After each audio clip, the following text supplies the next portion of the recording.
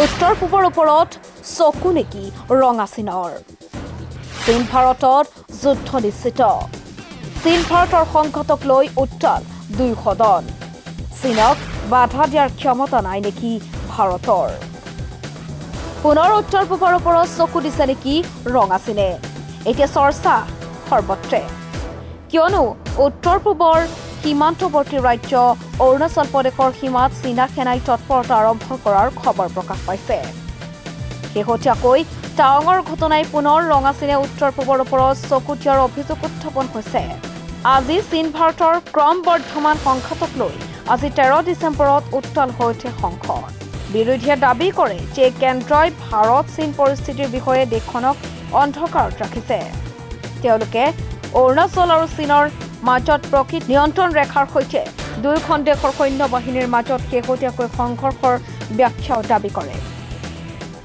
12 ডিচেম্বৰত চীন ভাৰতৰ তুমুল সংঘৰ্ষ তথ্য গাপ দিছে নেকি বিজেপি চৰকাৰে বিৰোধীয়ে কেন্দ্ৰৰ বিৰুদ্ধে ভাৰত চীন সম্পৰ্কৰ জটিলতাৰ বিষয়টো সন্দৰ্ভত দেশৰ জনতাক অন্ধকাৰত ৰখাৰ অভিযোগ উত্থাপন কৰিছে এই সমস্যা অধিক জটিল হোৱাৰ প্ৰমাণ আছে তেনে সময়তে 12 ডিচেম্বৰৰ সন্ধিয়া অৰুণাচলৰ সীমান্তত ভাৰতীয় সেনা আৰু ৰেড আৰ্মিৰ মাজত সংঘৰ্ষ আন এটা ঘটনা সংঘটিত হয় কেইবাটাও বিৰোধী দলে সংসদত বিষয়টোৰ ওপৰত তাৎক্ষণিক আলোচনাৰ প্ৰস্তাৱ দিয়ে आदरणीय अध्यक्ष महोदय मैं इस गरिमामयी सदन को अरुणाचल प्रदेश के तवांग सेक्टर में हमारी सीमा पर 9 दिसंबर 2022 को हुई एक घटना के बारे में अवगत कराना चाहूंगा प्लीज स्टेटमेंट के बीच में नहीं बोलते नो प्लीज में छुट्टी भी थी और 9 दिसंबर प्लीज 9 दिसंबर 2022 को पीएलए ट्रुप्स ने तवांग सेक्टर के यांगसे एरिया में लाइन ऑफ एक्चुअल कंट्रोल पर अतिक्रमण कर स्टेटस को एक तरफा बदलने का प्रयास किया चाइना के इस प्रयास का हमारी सेना ने दृढ़ता के साथ सामना किया है अध्यक्ष महोदय और इस फेस ऑफ में हाथापाई भी हुई है भारतीय सेना ने बहादुरी से पीएलए को हमारी टेरिटरी में अतिक्रमण करने से रोका और उन्हें उनकी पोस्ट पर वापस जाने के लिए मजबूर कर दिया अध्यक्ष महोदय इस झड़प में दोनों ओर के कुछ सैनिकों को चोटें भी आई हैं और मैं इस सदन को अवगत कराना चाहता हूं कि हमारे किसी भी सैनिक की न तो मृत्यु हुई है और न ही कोई गंभीर रूप से घायल हुआ है इंडियन मिलिट्री कमांडर्स के टाइमली इंटरवेंशन के कारण पीएलए सोल्जर्स अपनी लोकेशंस पर वापस चले गए अध्यक्ष महोदय और इस घटना के पश्चात एरिया के लोकल कमांडर ने 11 दिसंबर 2022 को अपने चाइनीज काउंटर पार्ट के साथ स्थापित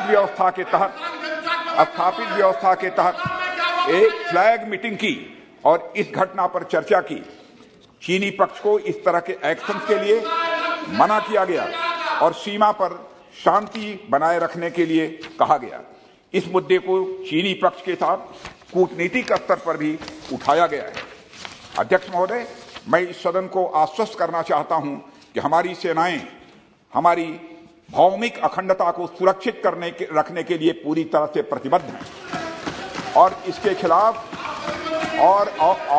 खिलाफ किसी भी प्रयास को रोकने के लिए सदैव तत्पर है हमारी भारत की सेना और मुझे विश्वास है कि यह सदन हमारी सेनाओं की वीरता और साहस को एक स्वर से समर्थन देगा और अध्यक्ष महोदय मैं पूरी तरह से आश्वस्त हूं कि यह संसद बिना किसी संशय के भारत की सेना की क्षमता शौर्य पराक्रम व प्रतिबद्धता का भी अभिनंदन करेगा धन्यवाद अध्यक्ष महोदय দেশৰ নিৰাপত্তাক লৈ সভা স্থগিতৰ প্ৰস্তাৱ ওলাইছিল বিজেপিয়ে নুশুনে মুছলমান সাংসদৰ কথা দেশৰ নিৰাপত্তাক খবৰ কিয় লাগে মুছলমান নেতাক দেশৰ এগৰাকী অন্যতম প্ৰভাৱশালী সংখ্যালঘু নেতা আছাদুদ্দিন ওৱেইছিৰ চীন ভাৰতৰ সংঘাতৰ বিষয়টো আলোচনা কৰিবলৈ লোকসভা স্থগিত প্ৰস্তাৱ উত্থাপন কৰে क्या आप लोग नहीं जानते कि देश के प्रधानमंत्री ने 2 साल पहले क्या कहा था कि ना कोई घुसा है ना घुसेगा कितना झूठ ये सरकार बोलेगी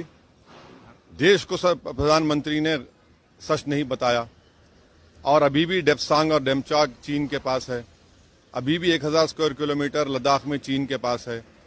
ये जो 9 तारीख को वाकया हुआ अरुणाचल प्रदेश में और 12 को रात में मालूम होता है, वो ट्रिब्यून अखबार और फिर विजेता सिंह हिंदू में रिपोर्ट करती है।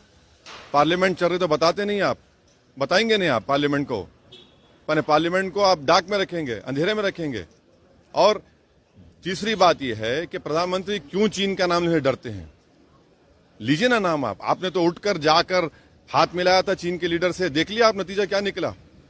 और खुद बीजेपी का एमपी कह रहा अरुणाचल का कि आकर हमारे बहादुर सिपाहियों को मारा गया, वो अभी अस्पताल में है।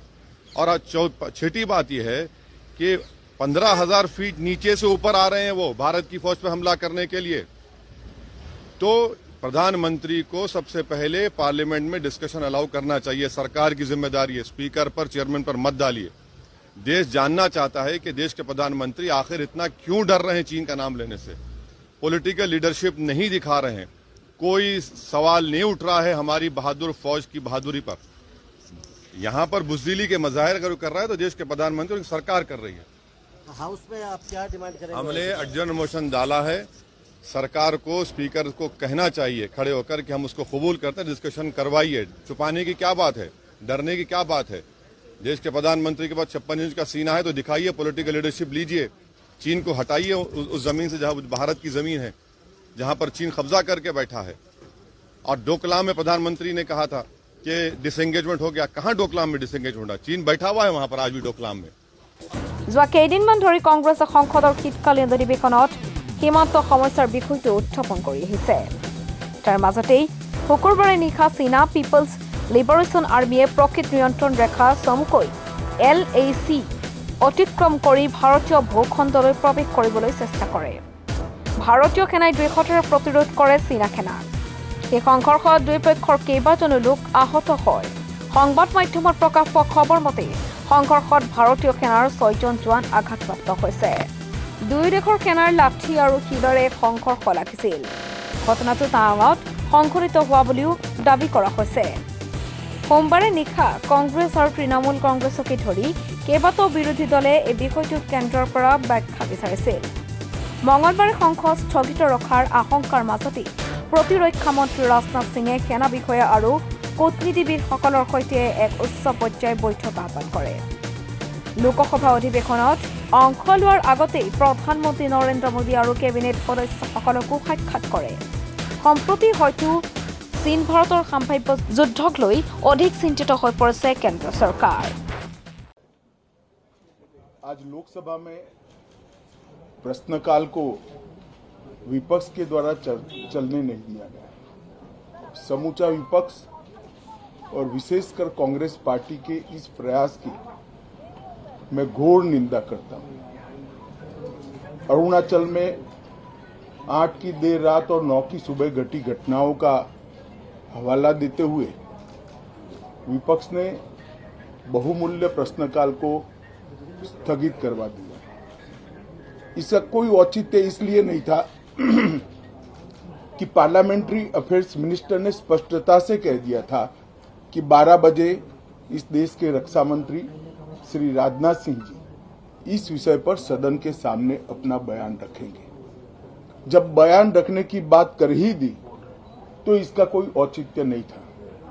मुझे भी थोड़ा आश्चर्य लगा।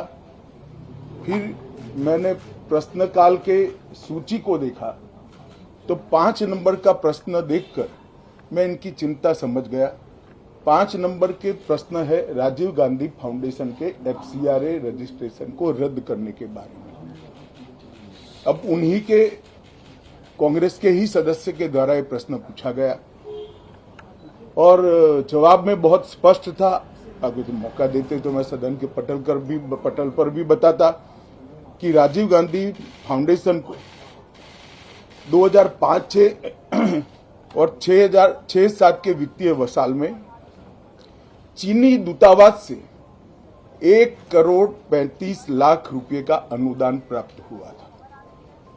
चूंकि FCRA के कानून और उसकी मर्यादाओं के अनुरूप नहीं था तो नोटिस देकर पूर्णतया कानूनी प्रक्रिया का अनुपालना करते हुए गृह मंत्रालय ने इसका रजिस्ट्रेशन रद्द किया था।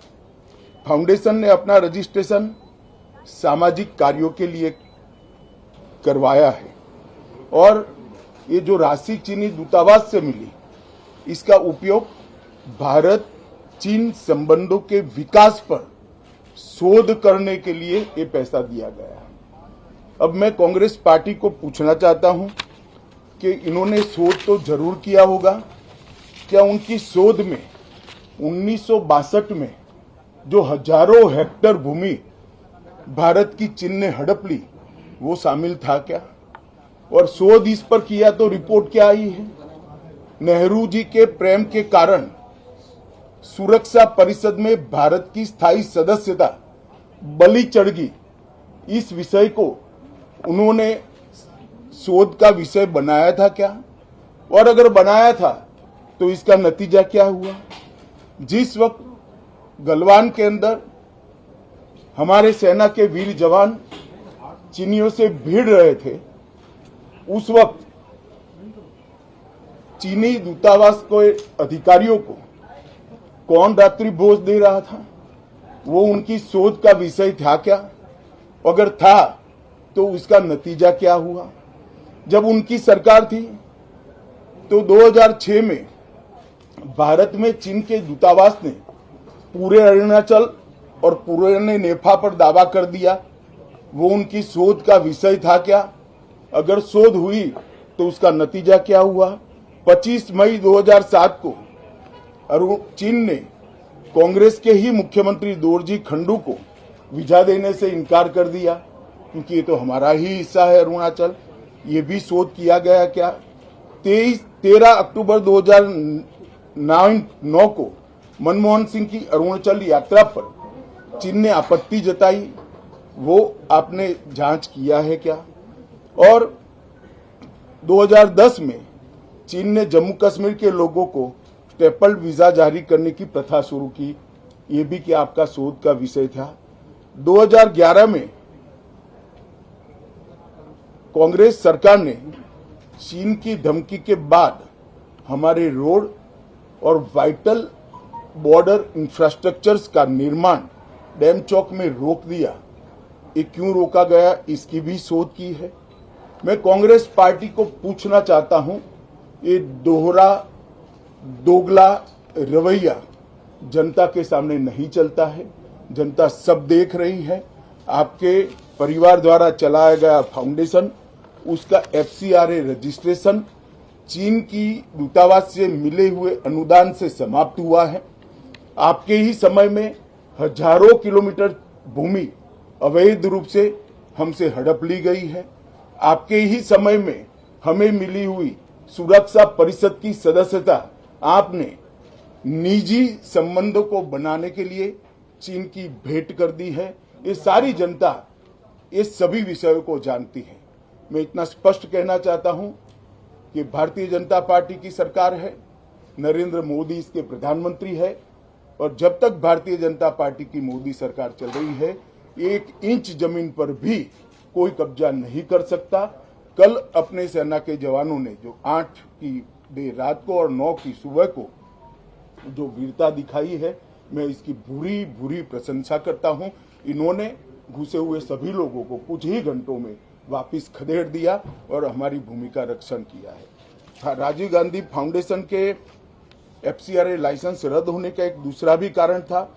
इस्लामिक रिसर्च फाउंडेशन की, जिसका प्रणेता जाकिर नायक है, जाकिर नायक को पूरा देश जानता है, उनसे भी 7 जुलाई 2011 को 50 लाख रुपया राजीव गांधी फाउंडेशन ने प्राप्त किया था।